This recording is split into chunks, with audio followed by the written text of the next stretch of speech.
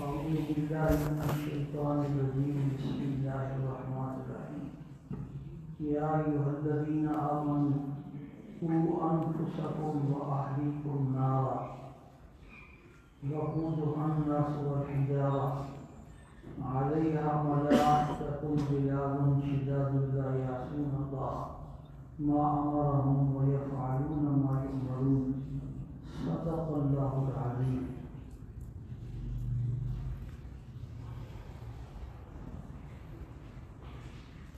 میرے واجب احترام دوستوں اور بزرگوں، دو مثالیں اس آیت پر بیان ہو چکی ہیں. ایک خام مال ہوتا ہے اور ایک بنا ہوا مال ہوتا ہے جس پر محنت لگی ہوتی ہے. اور دوسری مثال بیان تھی کہ ایک صحت مند آدمی ہے اور ایک تندرست آدمی ہے. دونوں میں زمین و آسمان کا فرق ہے، جسمانی اعتبار سے بھی اور روحانی اعتبار سے بھی. آج تیسری مثال، ان ساری مثالوں کو اس آیت پر انشاءاللہ میں فٹ کروں گا. دو تین مثالیں دیتی ہیں. تیسری مثال یہ ہے کہ ایک مردہ ہے اور ایک زندہ ہے. جتنے بھی جاندار اللہ پاک نے پیدا فرمائے ان سب کی موت و حیات کا مالک اکیلا اللہ ہے. جتنے بھی جاندار دنیا میں آئے، دنیا میں آنے سے پہلے بھی ان پر ایک زمانہ ایسا تھا کہ وہ دنیا میں نہیں تھے، معدوم تھے. ان کے وجود کا نام و نشان نہیں تھا. جتنے بھی آج آپ کو مشہور شخصیات نظر آ رہی ہیں، 100 سال پہلے تصور کریں، نہ ان کو جانتا تھا، نہ ان کے والدین کو کوئی جانتا تھا، نہ ان کی برادری اور خاندان کو کوئی جانتا تھا. قرآن کریم میں سورہ دہر میں اللہ نے ارشاد فرمایا هل أتى على الإنسان حين من الدهر لم يكن شيئا مذكورا. پکی بات ہے، ہر انسان پر ایک ایسا زمانہ آیا کہ وہ قابل ذکر ہی نہیں تھا، اس کو کوئی جانتا. پھر اللہ پاک نے اپنی قدرت کاملہ سے سب کو پیدا فرمایا، زندگی عطا فرمائی، روح ڈالی، اور کسی کو کہاں سے کہاں پہنچایا. کسی کو گھر والے جانتے ہیں، کسی کو محلے والے جانتے ہیں، سوسائٹی والے جانتے ہیں، اور کچھ ایسے ہیں جن کو پورا ملک جانتا ہے، جن کو پوری دنیا جانتی. یہ سب اللہ پاک قدرت کے کرشمے. تو پیدا ہونے سے پہلے بھی ہر انسان پر ایک ایسا زمانہ آیا کہ اس کا وجود نہیں تھا، اس کا نام و نشان نہیں تھا. اللہ نے اپنی قدرت کاملہ سے اس کو پیدا فرمایا، اور آخر میں بھی ہر جاندار پر ایک ایسا وقت آئے گا کہ اس کا نام و نشان ختم ہو جائے گا. چاہے اس کا تعلق فرشتوں کے ساتھ ہے اور چاہے اس کا تعلق انسانوں کے ساتھ ہے. انسانوں میں بڑی بڑی ہستیاں ہیں، انبیاء علیہ الصلوۃ والسلام جیسی مقدس ہستیاں دنیاوی اعتبار سے انسانوں میں بادشاہ ہیں، امیر ہیں، اسی طرح جنات پر بھی ایسا زمانہ آخر میں ہے کہ وہ بھی جاندار ہے کہ ان کا نام و نشان ختم ہو جائے گا۔ شیطان کو دربار سے جب نکالا جا رہا تھا تو اس نے مہلت مانگی تھی کہ میرا مقابلہ آدم سے ہے اور اس نے قیامت تک رہنا ہے، کہ مقابلے کا مزہ تو تب آئے گا کہ مجھے بھی اتنی مہلت ملے کہ میں اس کا مقابلہ کر سکوں۔ اس کو بھی اللہ پاک نے مہلت دی، لیکن ایک وقت تک دی۔ ایسا نہیں فرمایا کہ تو ہمیشہ زندہ رہے گا، قیامت کے قریب اس پر بھی موت آئے گی۔ تو موت و حیات کا مالک اکیلا اللہ پاک۔ ساری دنیا چاہے کہ مر جائے، ساری دنیا اس کو مار نہیں سکتی، اللہ بچانا چاہے، اور ساری دنیا کسی کو زندہ رکھنا چاہے اس کو اللہ پاک مارنا چاہے تو بچ نہیں سکتے۔ موسیٰ علیہ السلام کو دنیا میں نہ آنے کے لیے 70,000 بچے فرعون نے ذبح کر دیا۔ پھر مشیروں نے مشورہ دیا کہ یہ سارے ہمارے غلام ہیں، بچے تو قتل کر رہا ہے، بوڑھے مر جائیں گے، کام کون کرے؟ تو اس نے کہا چلو ایسا کرتے ہیں، ایک دن زندہ رکھتے ہیں، جو بچہ پیدا ہوگا وہ زندہ ہوگا، ایک دن بعد۔ عقل سے تو پیدا ہوتے ہیں، لیکن اللہ نے اپنی قدرت دکھائی۔ اللہ موسیٰ علیہ السلام کو اس دن بھی پیدا کر سکتا تھا جس دن بچے اندر کے جا رہے ہیں، لیکن اللہ نے موسیٰ علیہ السلام کو اسی دن پیدا فرمایا۔ یہ صرف بچوں کو قتل کرنے کی باری تھی، اور فرعون کے خرچ پر پال کر کے دیکھا ہے۔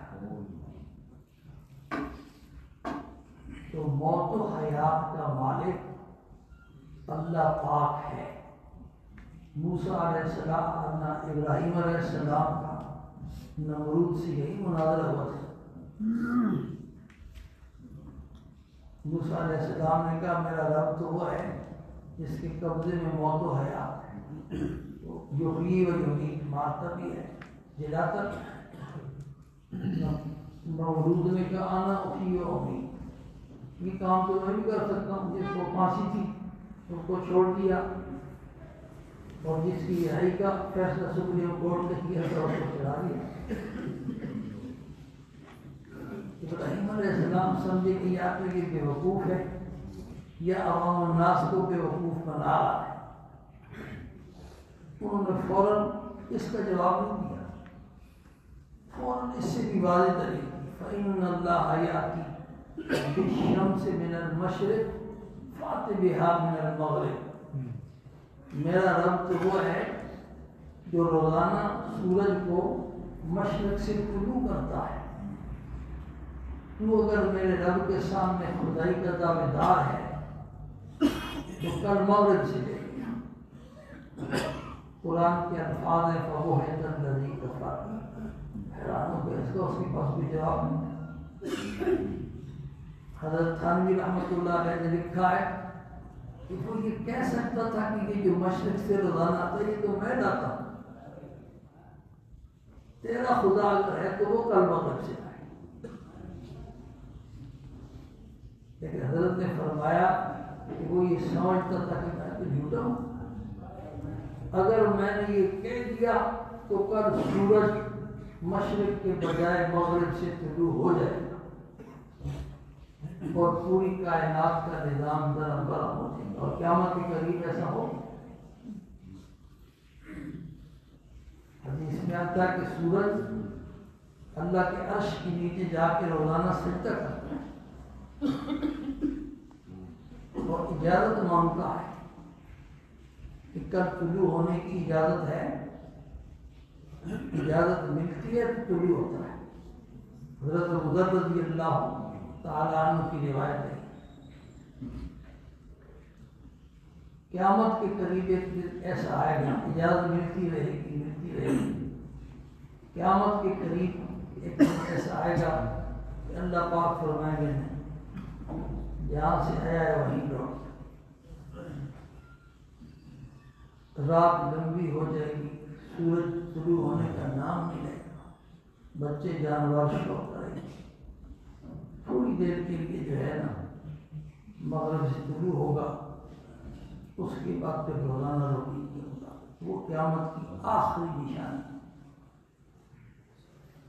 بس اس کے بعد کسی مومن کا ایمان قبول نہیں ہوگا اور کسی توبہ کرنے والے کی توبہ قبول نہیں ہوگی۔ تو ایک مردہ ہے اور ایک کیا ہے، زندہ ہے۔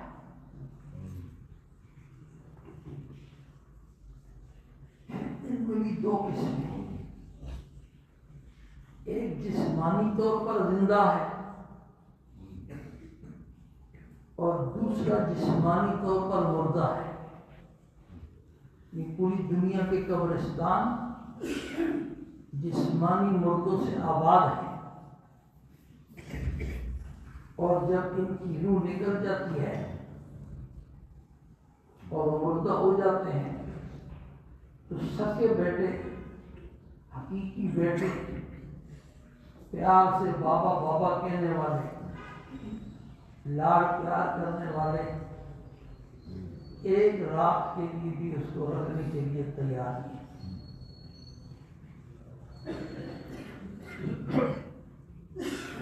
تو یہ جسمانی مردہ ہے اور ایک جسمانی زندہ ہے، اپنا کام بھی کر رہے ہیں، اپنے بیوی بچوں کو بھی پال رہے ہیں، اپنی برادری اور خاندان والوں کو بھی پال رہے ہیں، ملکوں کے ملک چلا رہے ہیں، دیکھنے میں ہٹے کٹے ہیں، ماشاءاللہ صحت مند ہیں، امریکہ سے ادھر علاج نہیں ہوتا ہوں۔ یہ جسمانی بھی اور زندہ اور مردہ کی تقسیم ہے۔ ایک تقسیم جو ہمارا موضوع ہے، جس پر میں نے آنا ہے، وہ ہے روحانی مردہ اور روحانی زندہ، جس کا دل اللہ پاک کی یاد سے معمور ہے، ایمان کی دولت سے مالا مال ہے۔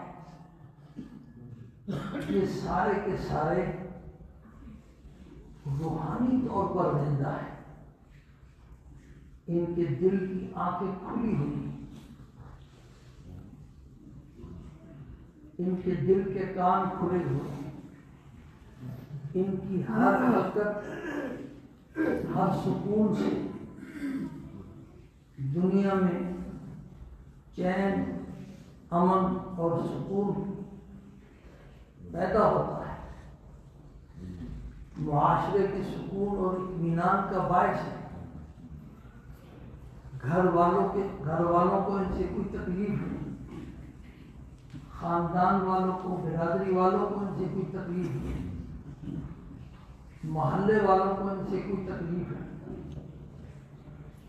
لیکن وَقَلِيلٌ مَّا هُمْ، ایسے لوگوں کی اکثریت جب سے دنیا بنی ہے تھوڑی رہی، روحانی طور پر جو زندہ ہے ان کی تعداد جو ہے آٹے میں نمک کے برابر، اور ایک روحانی طور پر مردہ ہے، جن کا دل مردہ ہے، آنکھیں دیکھتی ہیں لیکن حق کی بات، عبرت کی باتیں، اللہ پاک کی قدرت کی نشانیاں، یہ ان کو نظر نہیں آتی، اس پہ غور و فکر نہیں کرتے۔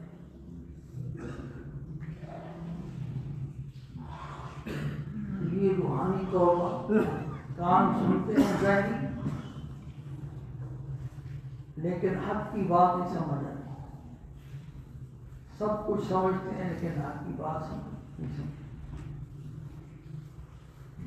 تو جو حال زندے اور مردے کا ہے وہی حال اللہ پاک کو یاد کرنے والا اور اللہ کی یاد سے غافل اس کا ہے. حدیث شریف میں آتا ہے چلتا ہوا پانی یہ بھی اللہ پاک کی تصویر کرتا ہے. جب اس کی موت کا وقت آتا ہے تو وہ ٹھہر جاتا ہے. صاف ستھرا لباس دھو کر کے استری کر کے پہنتے ہیں جب آپ، تو وہ لباس بھی اللہ کی تصویر کرتا ہے. اور جب وہ میلا ہو جاتا ہے تو یہ اس کی موت کا وقت ہوتا ہے. اس لیے آپ سب کو اندازہ ہوگا کہ جب دھلے دھلائے صاف ستھرے کپڑے پہن کر کے آدمی نماز پڑھتا ہے، تلاوت کرتا ہے اور ذکر اذکار کرتا ہے، اس وقت دل کی جو کیفیت ہوتی ہے خشوع اور خضوع اس کا اپنا ہی ایک لطف ہوتا ہے.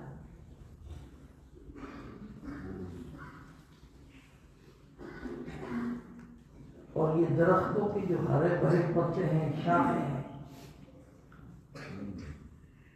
یہ جب تک سرسبز و شاداب رہتی ہیں یہ اللہ پاک کی تصویر کرتی ہیں. یہ زندہ ہے. یہی وجہ ہے کہ باغات میں، جنگلات میں سبزے کی جگہ پر آدمی جب نماز پڑھے اس نماز کی جو روحانی کیفیت ہوتی ہے خوشی اور خضوع کے اعتبار سے وہ عجیب و غریب ہوتی ہے. حضور صلی اللہ علیہ وسلم مدینہ منورہ کے باغات کو جایا کرتے تھے. وہاں وضو فرمایا، وہاں نماز پڑھی نفل، اور جب اس کی موت کا وقت آتا ہے تو وہ پتے خشک ہو جاتے، یہ ان کی تصویر بند ہو جاتی. وَإِن مِّن شَيْءٍ إِلَّا يُسَبِّحُ بِحَمْدِهِ وَلَٰكِن لَّا تَفْقَهُونَ تَسْبِيحَهُ. کائنات کی کوئی چیز ایسی نہیں اللہ پاک کی پاکی بیان نہ کر رہی ہو، اللہ کی حمد و ثنا بیان نہ کر رہی ہو، لیکن کیونکہ تم ان کی آواز نہیں سمجھتے، زبان نہیں سمجھتے، لغت نہیں سمجھتے، اس لیے تمہیں پکڑ لیا. یہ جتنے پرندے ہیں، یہ جو بولتے ہیں یہ ویسے نہیں بول رہے ہوتے، یہ اللہ پاک کی تصویر بیان کر رہے ہیں. ایک پرندے کی تصویر حدیث میں آئی ہے، سبحان من زین الضحیٰ، سبحان من زین الضحیٰ بالرجال والنساء بالزواج، سبحان من زین الرجال بالضحیٰ والنساء بالزواج. یہ ایک پرندے کی تصویر. پاک ہے وہ ذات جس نے مردوں کو خوبصورتی عطا فرمائی داڑھی کے ساتھ، اور عورتوں کو خوبصورتی عطا فرمائی میڑیوں کے ساتھ، زلفوں کے ساتھ. اب اگر کسی عورت کا سر صاف کرا دیا جائے تو کیا خیال ہے کیسی عبرت کی بات ہے. باقاعدہ پرندوں کی تصویر اور ان کی تصویر بولتے رہتے ہیں، اور ان کی تصویر زبانیں سارے پرندوں کی پوری دنیا میں ایک جیسی ہے، لیکن تسبیح ہر ایک کی جو ہے مختلف ہے۔ اب طوطا یہاں کا ہے تو یہ بھی ٹینٹے کرتا ہے، اور انگریزی علاقوں کا یورپ کا رہنے والا ہے تو وہ بھی ٹینٹے کرتا ہے، سعودی عرب میں رہنے والا جو طوطا ہے وہ بھی ٹینٹے کرتا ہے۔ زبان سب کی ایک جیسی، طوطا پوری دنیا میں ایک ہی انداز سے بھونکتا ہے، لیکن یہ سارے اللہ کی تصویر بیان کرتے ہیں۔ ایسا نہیں ہے کہ یہاں کا طوطا جو ہے نا پنجابی بولتا ہو اور یورپ میں رہنے والا انگریزی بولتا ہو، سعودی عرب میں رہنے والا جو ہے نا عربی بولتا ہو۔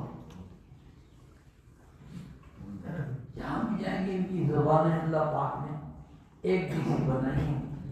سورہ روم میں صرف انسانوں کو خطاب کیا ہے، وَاخْتِلَافُ أَلْسِنَتِكُمْ وَأَلْوَانِكُمْ إِنَّ فِي ذَلِكَ لَآيَاتٍ لِلْعَالِمِينَ۔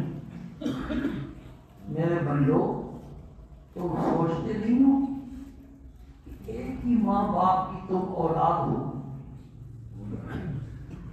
اور ایک ہی شہر سے تمہیں نکالا گیا جنت سے،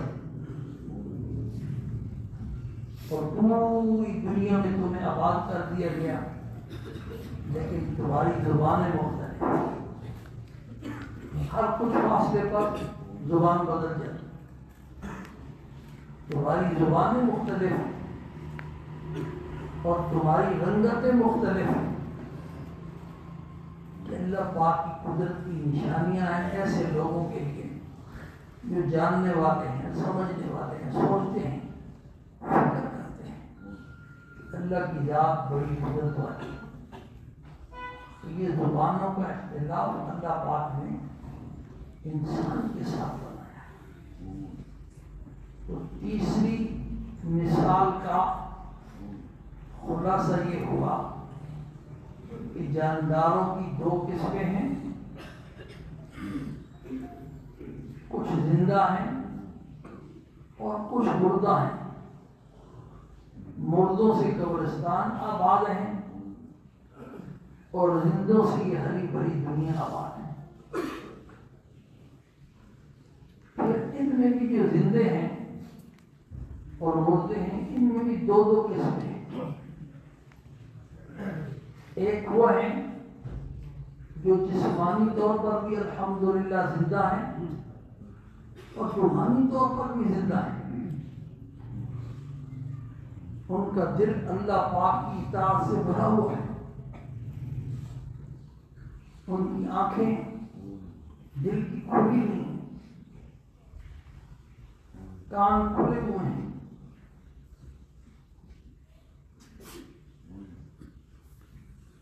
اور بعض وہ ہیں جو جسمانی طور پر تو زندہ ہیں لیکن روحانی طور پر بولتا ہے، نہ نماز ہے، نہ روزہ ہے، نہ ذکر ہے، نہ تلاوت ہے، سال ہر سال گزر جاتے ہیں، قرآن نہیں کھولتے، قرآن غلافوں میں بند کر کے الماریوں میں پھینکتے ہیں۔